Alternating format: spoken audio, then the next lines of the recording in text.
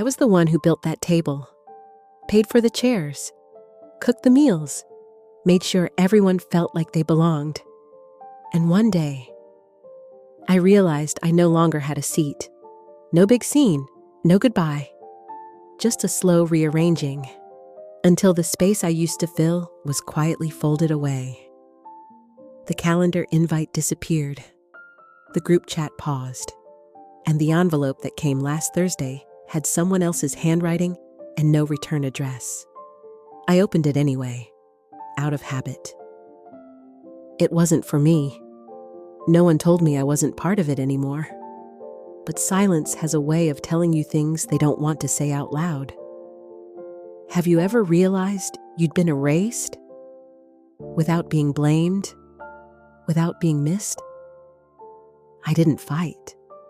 Didn't ask to be included. I just stood there, holding that envelope, and wondered, how long had they known I wasn't coming back? If you've ever felt that quiet removal, stay. This story doesn't need noise, only eyes that see what wasn't said. It started with the rosemary. Lucille had planted it with me outside the kitchen window, saying it reminded her of her grandmother's garden. She used to clip sprigs for tea, said it made the house smell like home. One morning, it was gone. Not wilted, not dying. Gone. The soil was freshly turned, still damp like it had been pulled up with care. No note, no sign, just removed. I didn't say anything. Some things don't get replaced, they just stop being there. 2 days later, Lucille mentioned they'd be spending more time at her mother's. Said her mom had been needing extra support. I nodded. That's what family does. She didn't say for how long. She didn't say when they'd be back. Simon gave me a smile that didn't reach his eyes. I offered to drop off the curtains I'd finished hemming for their guest room. Lucille thanked me over text and said, "Let's wait until we're more settled." The curtains stayed folded in my linen closet.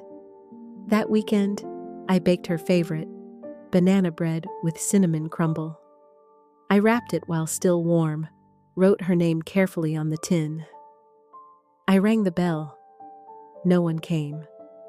I walked around to the back, thought I'd leave it by the porch, maybe with a note, but the gate was latched. From the inside, I stood there, tin in hand, like a guest waiting for a door that forgot it used to open for her. I didn't knock again.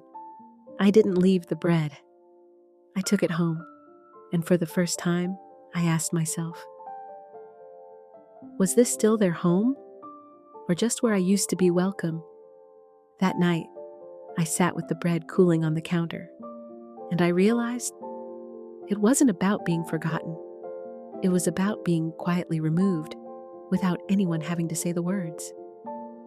The next day, a birthday card I mailed came back, not marked undeliverable, just unopened. But that Thursday, the card came back, not marked undeliverable, just unopened. No note, no explanation, no crease in the envelope, like it had passed through a pair of hands and been sent back wordless. I checked the address. It hadn't changed. Later, I called the post office. They confirmed a new name was listed for forwarding. Not mine, not Simon's, just Grand Household, no Keller. That Sunday, I drove by the house again. I didn't plan to go in, just to drop off a casserole dish Lucille had left behind. But my key didn't fit. I turned it once, twice. Still nothing. I held the dish for a while, then left it by the front door. No note, no knock, just glass on concrete.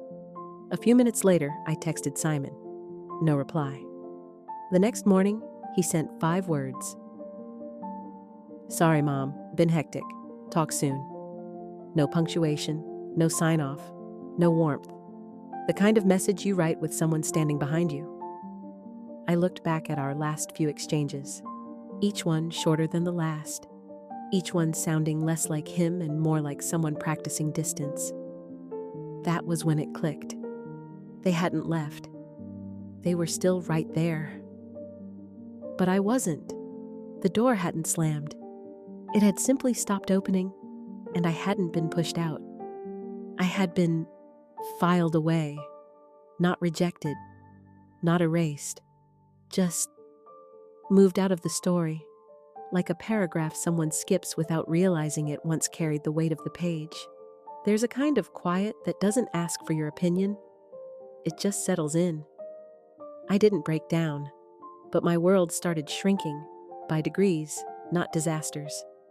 I moved through my days like a guest in my own home. I still did the laundry, watered the ferns, cleaned the corners no one looked at. But even the dust felt unfamiliar. One morning, I found myself making dinner for 3. No reason, just habit. I portioned it out, labeled the containers, then stacked them in the fridge, untouched. It felt strange to prepare something for people who weren't coming. That night, a delivery boy handed me a package. He looked maybe 19. He smiled, polite but distracted, then asked, "Do you live here alone?"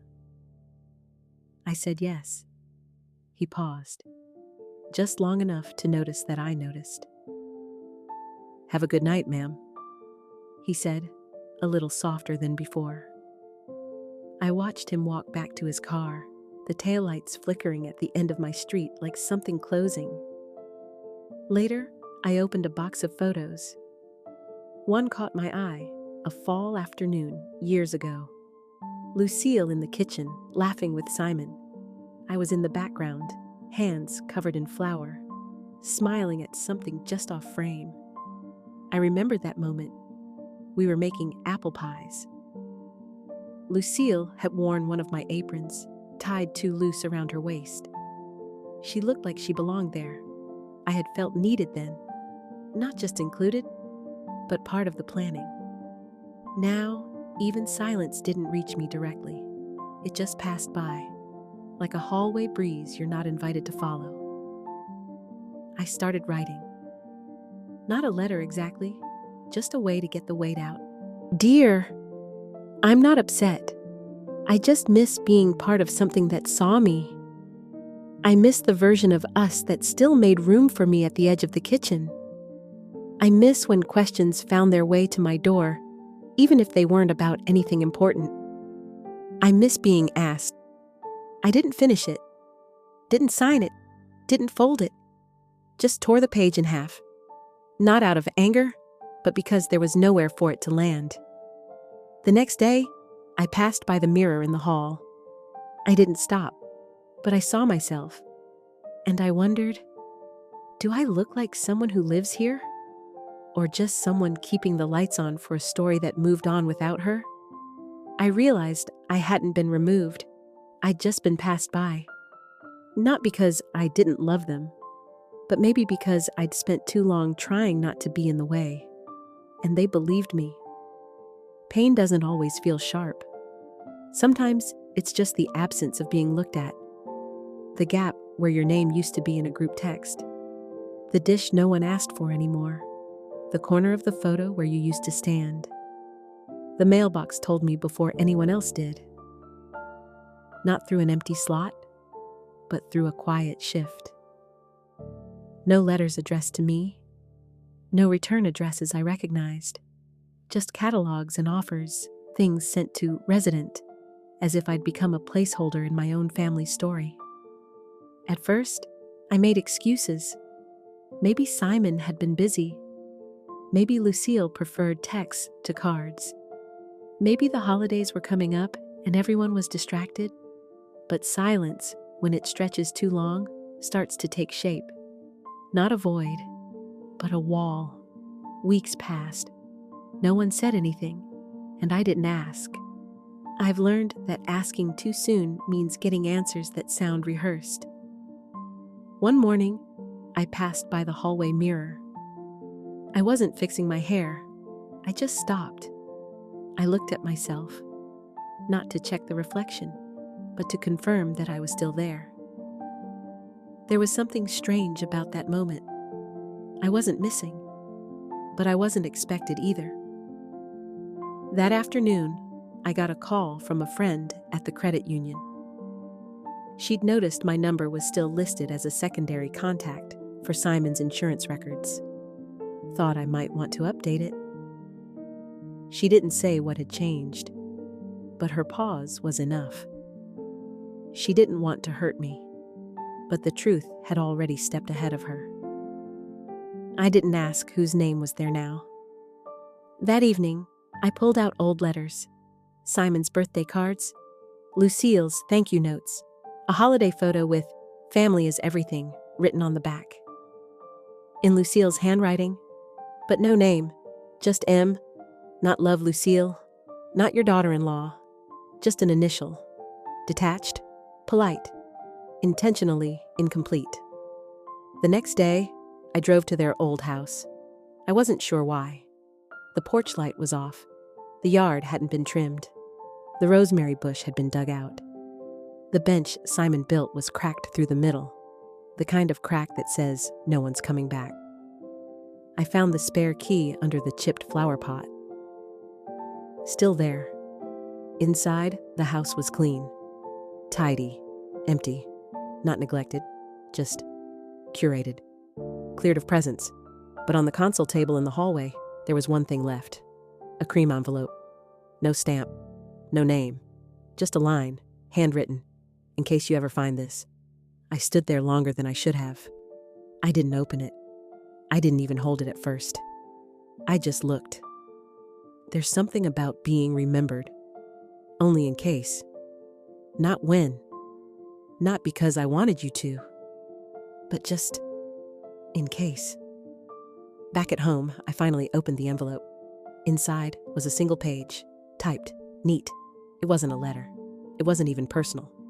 It was a copy of a beneficiary amendment, Gwen Ellis, then crossed out, replaced by Lucille. I stared at it. Then I opened my own drawer. Inside was the form I had signed years ago, listing Lucille as next of kin. My handwriting, my choice. I had once called it a gesture of trust. Now I saw it was also a way of stepping back. Maybe they didn't erase me. Maybe I handed them the eraser.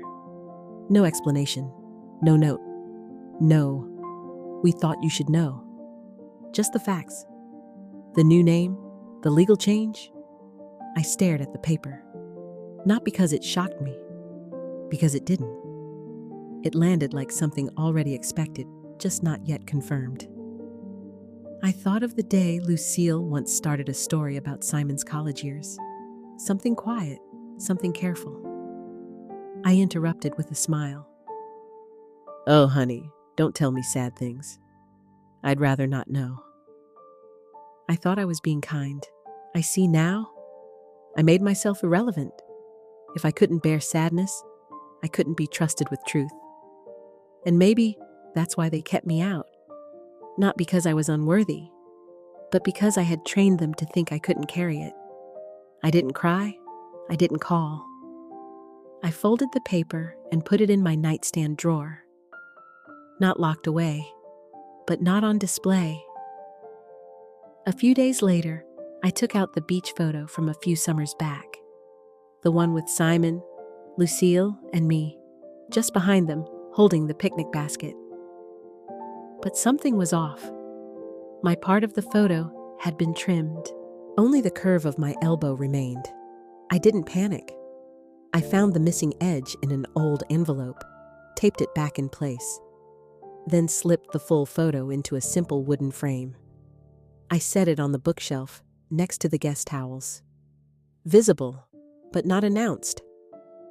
That same week, I made an appointment with Mr. Ainsworth. He had been managing the lake house paperwork. When he asked how he could help, I told him I wanted to stop the transfer. He blinked. "It hasn't been finalized," he said, "but we're in the final stage. Is something wrong?" "No," I said. "It just doesn't feel needed anymore." He hesitated. I added, "If it wasn't completed, it was never truly theirs. I think I was just waiting to hear them say they didn't need it." He nodded, didn't argue. Just marked the file, closed it gently. That night, I stood at the mirror again. Same glass, same frame. But this time, I didn't need to confirm I existed. I was standing in front of a woman who had finally stopped waiting for permission to belong. I didn't hold the photo, I didn't hold the letter, but I held something else. Myself. I didn't write another letter, but I wrote my name on a small card, not to send, just to place it in the frame where I used to be cropped out. No caption, no announcement, just a quiet return. Some silences don't need confirming, only answering, quietly, in your own way. That week, I pulled out the family album from the lake trip. There was a photo I remembered taking.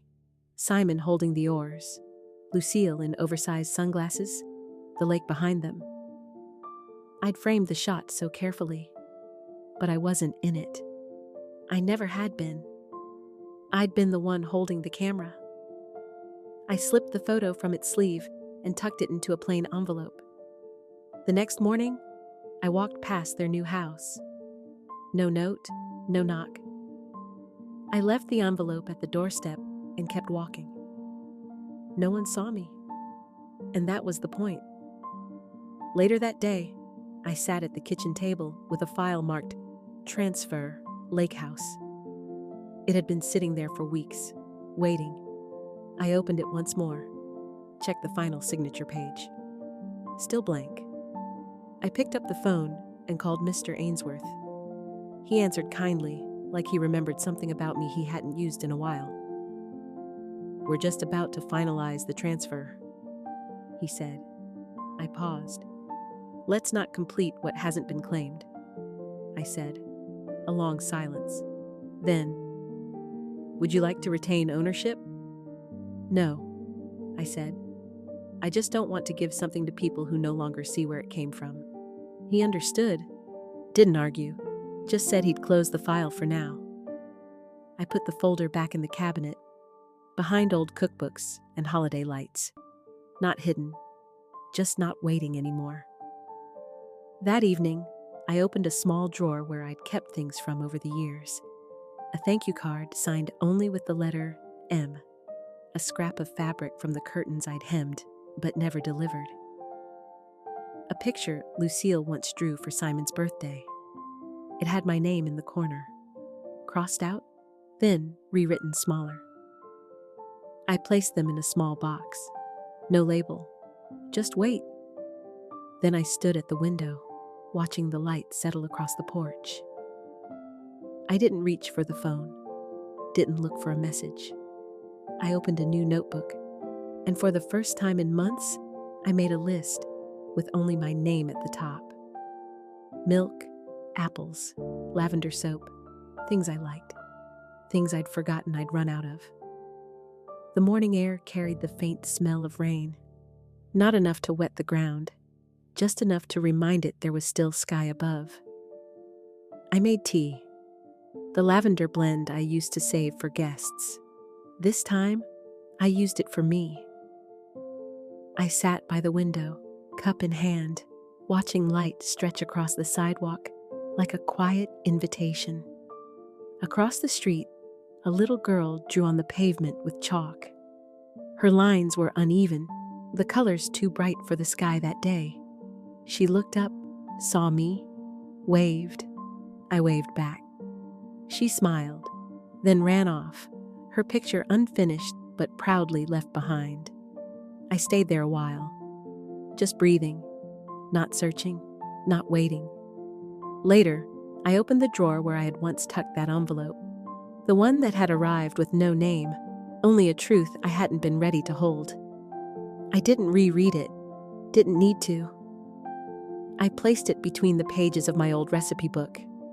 Not to forget, just not to carry it where I could see it every day. Then I noticed something else.